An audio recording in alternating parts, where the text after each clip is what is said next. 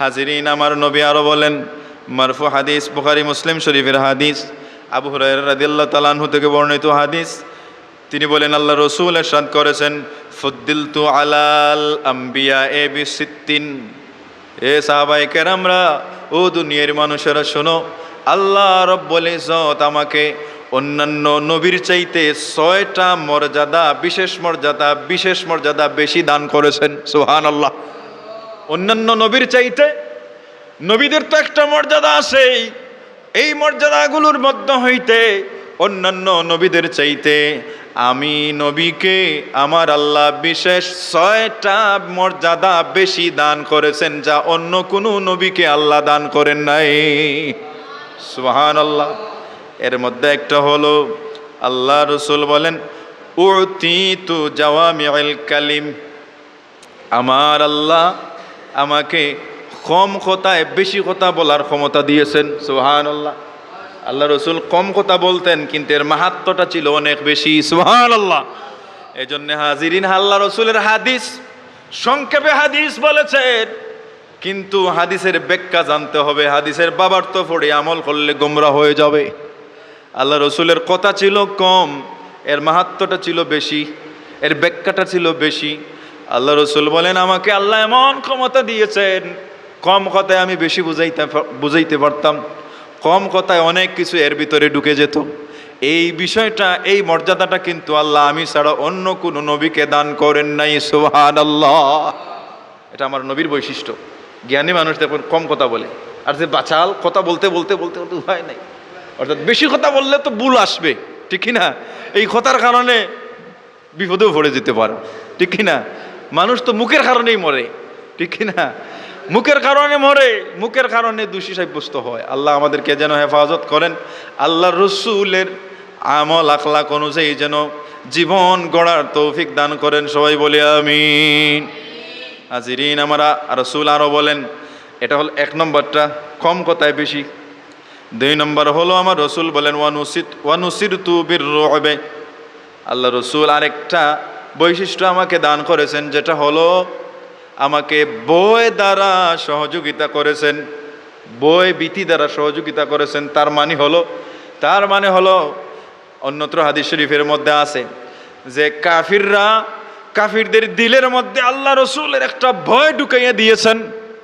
কাফিররা যদি জানতে পারে যে আল্লাহ রসুল এত দূরে, এই জায়গা থেকে এই জায়গার মধ্যে আসতে 1 মাস সময় লাগবে, 1 মাস সময় লাগবে, যে দূরে আল্লাহ রসুল যে জায়গা থেকে রওনা দিয়েছেন, সেই জায়গা থেকে এই দৌলতপুরের এই জায়গায় আসতে আসতে, সাপোজ এটা উদাহরণ, এই জায়গায় আসতে আসতে 1 মাস সময় লাগবে, তাহলেও এই জায়গার কাফিরদের দিলের মধ্যে কাফ শুরু হয়ে যায়। সুবহানাল্লাহ।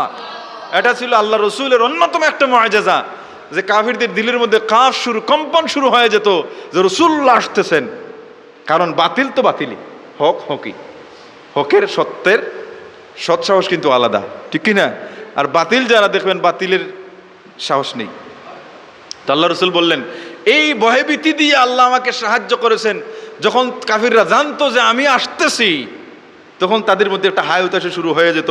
আর এই হায় উতাসের মধ্যে হয় ভাগতো, আর না হয় এরা ধ্বংস হতো।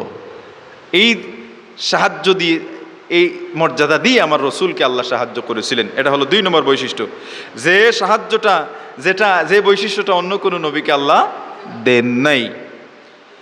3 নম্বর হলো, আমার রসুল বলেন, উহিল্লাত লিয়াল গানাইম।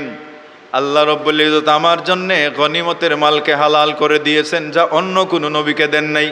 গনিমতের মাল হলো, যখন কাফির এবং মুসলমানরা যুদ্ধ শুরু হয়েছে, এই যুদ্ধের মধ্যে মুসলমানরা বিজয়ী হলে কাফিররা তাদের মাল সম্পদ ফেলে দিয়ে জান নিয়ে ভাগে। এই যেগুলো ফেলে গেল, এগুলো হচ্ছে গনিমতের মাল। এইগুলো এনে খেতে পারে, এইগুলো এনে খাওয়া যাবে। এটা শুধুমাত্র আখিরি জামানার নবীর জন্য আল্লাহ এটা জায়েজ করে দিয়েছেন। সুবহানাল্লাহ। অন্য কোনো নবীকে দেন নাই।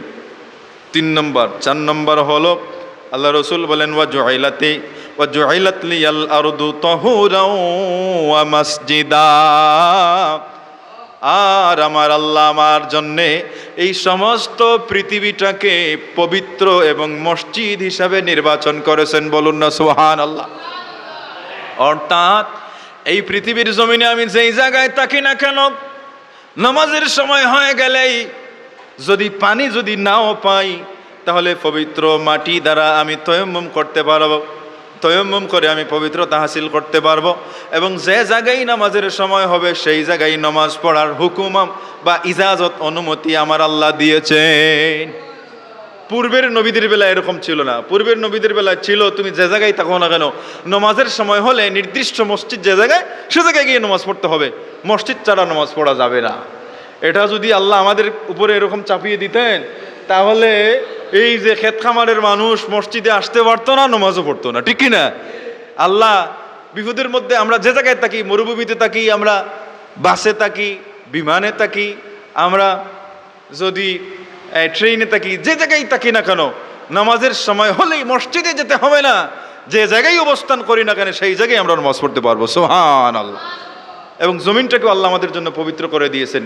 এই পবিত্র মাটি দিয়ে না আমরা তায়াম্মুম করবো। যদি কেউ গোসল করতে না পারে, যদি কেউ অজু করতে না পারে, তাহলে আমি অসুস্থ, আমি অজু করতে পারতেছি না, এটা বলে নামাজ পড়বো না, এটা বললে হবে না। অজু করতে পারো না, তাহলে তুমি পবিত্র মাটি দ্বারা তায়াম্মুম করো, তায়াম্মুম করলে পবিত্রতা হাসিল হয়ে যাবে, তুমি নামাজ পড়ো, তারপরে নামাজ মাফ নাই। আমার রাসূল বলতেছেন, সমস্ত পৃথিবীটাকে, সমস্ত জমিনটাকে পবিত্র এবং মসজিদ হিসাবে বানিয়ে দিয়ে আল্লাহ আমাকে বড় দয়া করেছেন, আল্লাহ আমাকে বিশেষ এই মর্যাদাটা দান করেছেন, যা ইতিপূর্বে কোনো নবী রাসূলকে আল্লাহ দেন নাই। আর পঞ্চমটা হলো ওয়া উরসিলাত ইলাল খালকি কাফা, আর আল্লাহ আমাকে সমস্ত খালকের নবী হিসাবে প্রেরণ করেছেন। সুবহানাল্লাহ। সমস্ত সৃষ্টির নবী হিসেবে প্রেরণ করেছেন। এবং শুধু আমার পরে যে আরো নবী আসবেন এমন নয়, ওয়া খুতিমা বিয়ান নাবিয়্যুন, এবং আমার মাধ্যমে আল্লাহ নবীর দ্বারা বন্ধ করে দিয়েছেন। সুবহানাল্লাহ। কিয়ামত পর্যন্ত আর কোনো নবী রাসূল পৃথিবীর জমিনে আগমন করবেন না।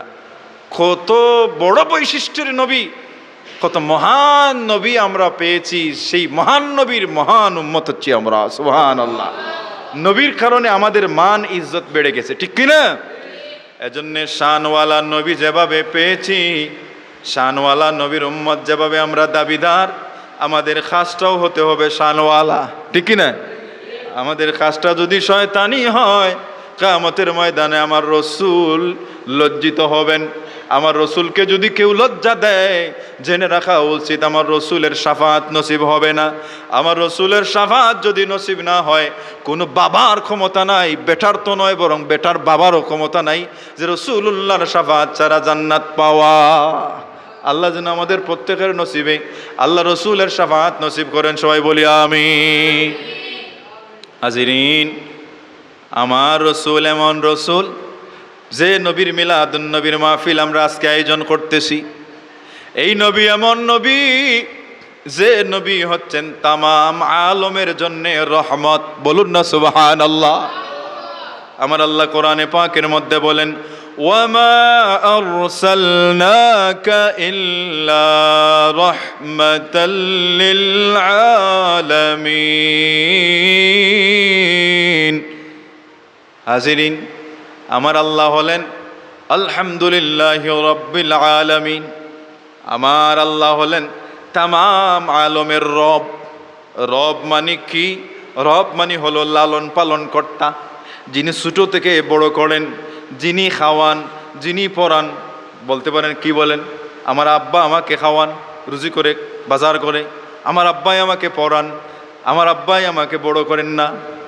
হাজিরিন, যদিও আপনার আব্বা, যদিও আপনার আত্মীয় স্বজন আপনাকে খাবার দাবার দিচ্ছে, লালন পালন করতেছে, কিন্তু ব্যবস্থা করে দিতেছেন আমার আল্লাহ, ঠিক না?